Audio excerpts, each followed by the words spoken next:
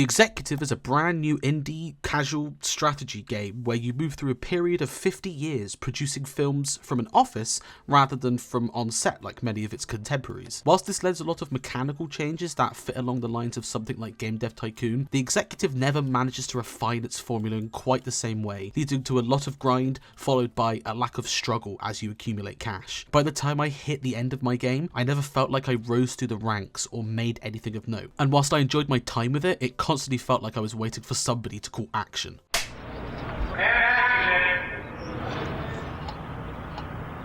a cat, we'll go again right away.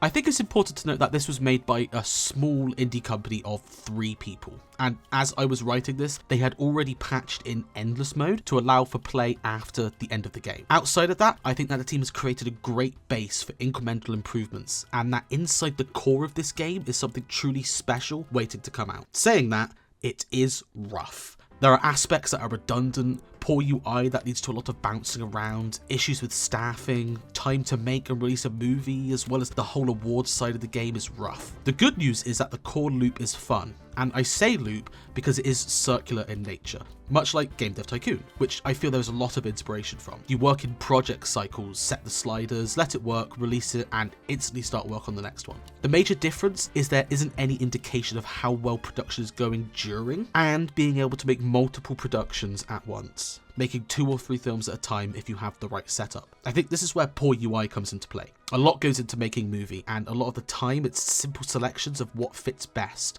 But when you get deeper into the game, the trend system pops up, and if you want to play to the trends, you have to keep referring back to it. The issue is, this key data is nowhere in the topic or genre selection screens, so you have to constantly move back and forth between windows to be able to make informed choices. A simple sidebar to the main screen with the trend data around the time of the movie's release would make everything much simpler. This isn't just an issue with one thing either. If you have multiple projects running, then the project sidebar tab thing easily cuts information off. The home release tab is a mess of information that doesn't effectively tell anything of importance whilst having things of note inside of it, and the franchise menu is a cluttered mess of every film you've ever made with no way to remove a film from it that I could find. The last one is especially annoying because some films I do not want to make a franchise of, and since they're a major part of the game, I think it's important to get it done correctly. I love the popularity and fatigue system they have for franchises, but I think that in its current state, it's frustrating at best. Why am I locked into so much for a spin-off of my franchise? Why are there so few options in managing a franchise, and why aren't they nested if they're part of the same meta brand for ease of reading? It's emblematic of a larger problem with the game where it just doesn't feel like it's fully finished. You have home release contracts, but why can you never make your own self-created stuff and have to do it all through a third party? Where are streaming deals when you get into the late game? Where are literally any merchandising for major franchises like posters or action figures? It feels lacking in that respect, especially when you're supposed to be an executive running the business to have some barely basic things just not show up. The same goes for random events as well. Not once during the game did I ever get a random event about a director coming to my studio to make a film and then get the option to turn it down or make it. It feels very sterile in that way, making everything seem almost clean in how easily everything is run, with almost no scandals or troubles on set that can't easily be bought away with money. It doesn't help that there is almost no story either. You don't become a staple of the industry at the end or even a hated member. There's no impact on you. Whereas my cancel culture moment where my shitty decisions I made during productions of films come back to haunt me, or whereas my Lifetime Achievement Award from the fake Oscars. Outside of that as well, the situation for staffing is really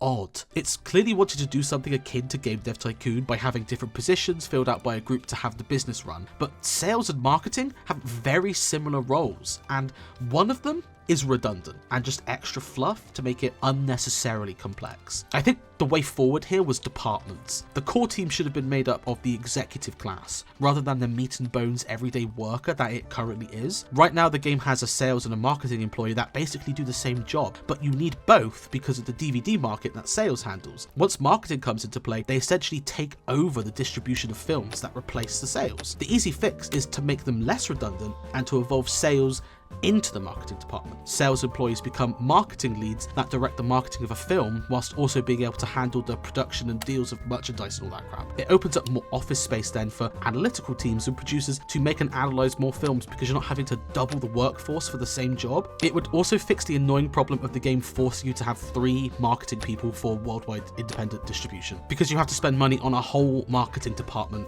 already in the game. I think this would then open up the game, especially in the end game, because you're putting a lot more money on the line by hiring mass amounts of people. This would allow for you to effectively work on multiple films at one time as well in the late game, having more producers that don't have to wait for enough free marketing employees. I also think the departments could really open up into other areas as well, improving features for CGI a la something like ILM, or a publishing branch like Touchstone or Searchlight Pictures, because the biggest issue with the game right now is that you can't make enough films. A short film doesn't take a lot of time to make, but in the late game it just doesn't bring the money in to make it worth it. Even for an award it doesn't seem to do any good, so you have to be making large or blockbuster level films to make any money, and they take so long that you'll only be able to release one every 2 years. I think with some added departments to either shorten production or added more events between production choices would really help spice up the endgame that is currently really boring. I think that the executive is well made, just like I thought a game like Mars Horizon was. I also think that it doesn't quite fit the theme to the gameplay as well as it could. Award shows are weirdly done, and I only won one award throughout the entire game. The cult and classic movie selection is a total mystery to me because I never got either,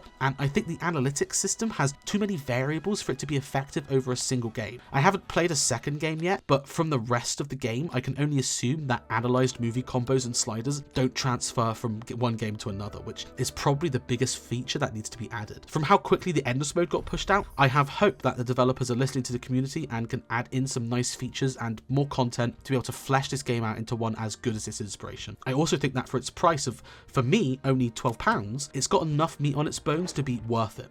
Whilst it's not as amazing as other casual simulation giants, it's nothing to sniff at. I haven't got a movie pun for this one.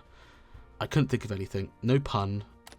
Show the score for the game. I haven't got anything pun-wise, and that's the end. I didn't know how to end this in a good way, but I liked it, and you should maybe play it if you enjoy these types of games.